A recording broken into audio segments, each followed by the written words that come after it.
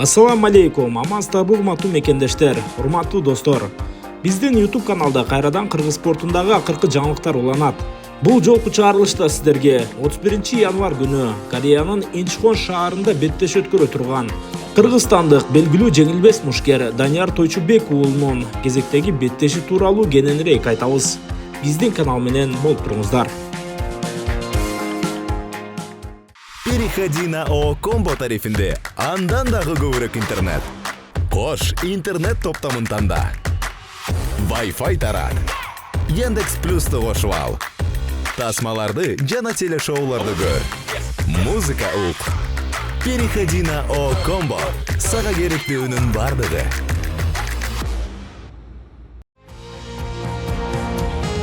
Өзүнөн өзгөчө сокку узатуучу техникасы менен айырмаланган кыргызстандык жаш мушкер Данияр Тойчубек уулу Кореянын Black Combat уюмунда өзүнүн экинчи беттешине чыгат.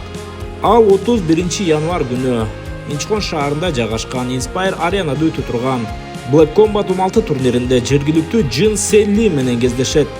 Дал ушул турнирдин башкы беттешинде кыргызстандык Көкжал Кайманасы менен таанылган Адилет Нурматов кореялык Таекyon Ким менен беттешерин айтып өткөнбүз. Эгерде аны көрүүнү кааласаңыздар, биздин каналдан тапсаңыздар болот. Ал эми Данияр Тойчубек уулунун беттешине келе турган болсок, буга чейин 11 беттеш өткөрүп 11 жолу жеңишке жеткен кыргызстандык мушкердин атаандашы Джин Селли бүгүнкү күндө Black Combat уюмундагы эң жеңил салмактагы мыкты мушкерлердин бири. Ал өзүнүн карьерасында жалпы 12 беттеш өткөрүп 7 жолу жеңишке жетсе, 5 ирет жеңилген. Акыркы 2 беттешинде катарынан жеңишке жетүүгө үлгүргөн. Эң кызыгы, акыркы 2 беттешинде тең атаандаштарын биринчи раундда нокаутка кетирген. Жалпы карьерасында Top FC, IFC жана TBC уюмдарында беттештерди өткөргөн жайы бар.